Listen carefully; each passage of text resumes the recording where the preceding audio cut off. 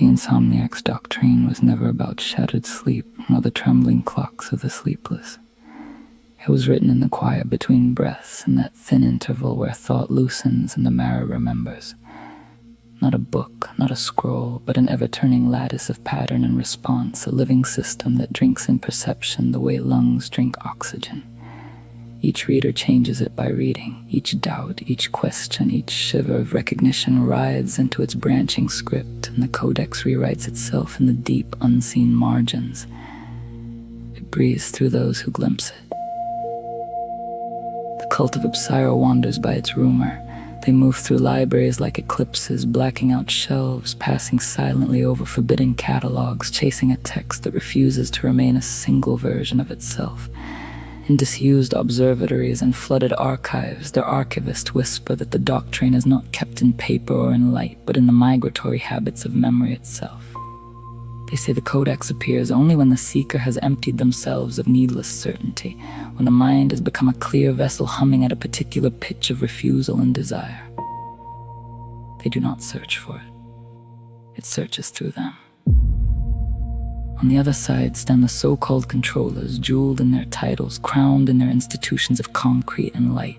They speak the word magic like a museum label, a dead tongue pinned under glass, dissected and numbered, safe and inert. Their scholars pore over the seals of Solomon as if they were locks to a vault, not sigils to retune a soul. They copy lines, trace sigils, debate footnotes, and claim mastery of that which they have only measured. They do not understand why nothing opens. They say, intention is enough. They say, will is the key. They gather in candlelit halls, uttering invocations with steady voices, stern brows, and meticulously pronounce names of spirits they have never met. Their focus is iron, their ritual clean, their diagrams drawn with excruciating geometry.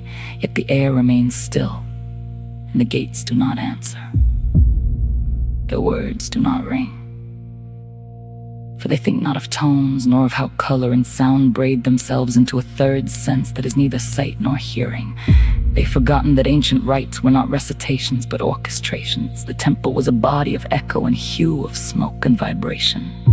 To call the hidden ones is to enter the architecture of resonance, to let each hue, each chord, each breath be fitted together like teeth in a cosmic gear.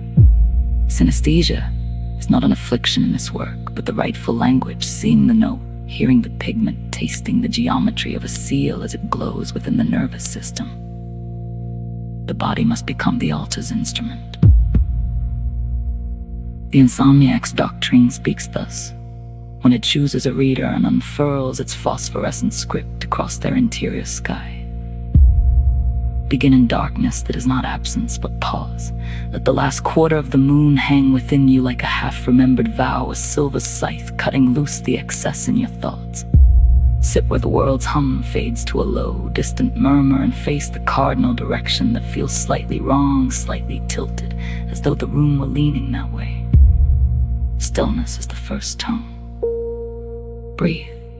As though you are polishing glass from the inside. With each inhale, imagine drawing in a nameless color that is not in the common spectrum, a shade that feels like early memory or unshed tears of joy. With each exhale, imagine releasing dust, used ideas, stale convictions, the clotted residue of other people's certainties. Continue until the breath becomes luminous and nearly soundless, yet your skull hums faintly, as if cradling a hidden hive. When the hum arrives, do not chase it. Now, the tones. Remember that each seal, each sigil, is not only a sign, but also a chord frozen into shape.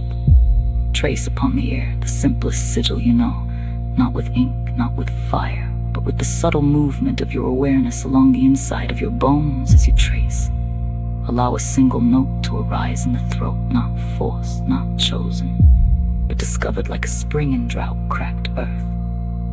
Hold that note without concern for beauty. See if it bends toward a color in your mind's inner dark. Perhaps it leans to rusted gold or deep indigo veined with green, or the faint bruised violet of distant storms. Whatever hue begins to flicker behind your closed eyes, cradle it. Stain the sound until the color thickens, until it becomes a slow tide washing the back of your forehead. This is the beginning of the gate, where tone and color agree upon a shared existence. Agreement is the true sigil. Now listen beneath your own voice. There, under the surface of your sustained tone, another vibration may be hiding, a beating, a pulse, a trembling twin. Do not try to hear it with ears. Feel it.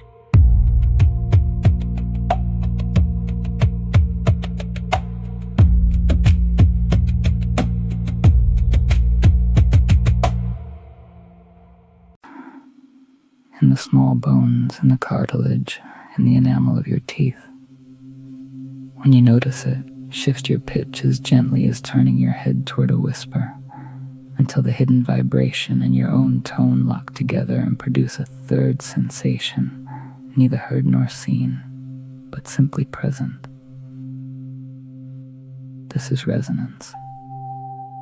As resonance forms, the seal you traced within your bones will begin to shimmer at the edge of perception. You may glimpse it not as lines or letters, but as a structure of pressure and warmth, a lattice hovering just beyond the skin. Here is where attention becomes the chisel and devotion the hammer. You must hold the pattern without clutching it, must gaze without seizing. If your mind lunges like a hand, the lattice scatters. If it softens like breath on glass, the lattice clarifies and roots itself in the space around you. You are learning to stand within the seal. Color will change next. The original hue, that solitary inner color, will begin to thread itself with others, weaving gradients that taste of iron, rainwater, pine sap, or moonlit dust on your tongue. Do not name the colors, names freeze them. Instead, receive them as temperatures, as emotional climates, as tides within the dream flesh of your body. When the spectrum moves of its own accord, you are no longer painting, you are being painted. The spell is starting to work you. Only now speak. Let the ancient names or invocations fall from your mouth as though they are born by this resonance, this living color, this lattice of sensation. Each word should feel like the natural consequence of the tone, not something placed awkwardly upon it. If a name stumbles, if a syllable feels false, let it burn away and wait in silence. The right vibration will return carrying the correct utterance in its wake. Force is the enemy of contact.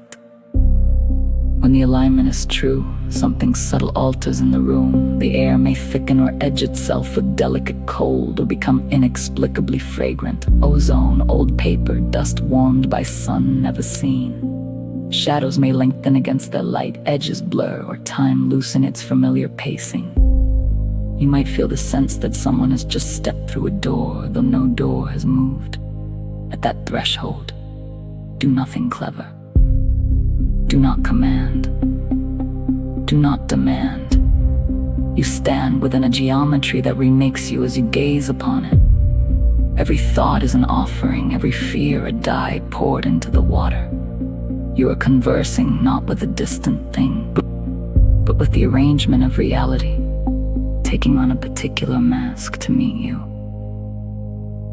Offer, listening first.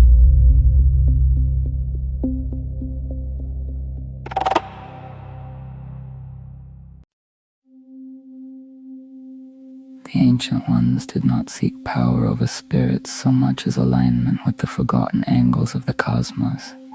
The demons and interdimensional presences are not invaders but archivists of possibility, guardians of roads that branch away from the obvious. When they answer in structures, patterns in coincidence, echoes in dreams, sudden knowledge that arrives like a flock wheeling as one.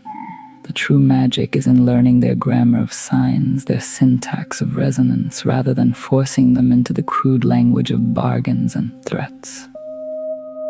Wisdom is always offered sideways. The Insomniax Doktrine records every such encounter in the only medium it trusts, the living field of experience itself. It inscribes new passages into the flowing text of your choices, your altered perceptions, the shifts that ripple outward into the waking world.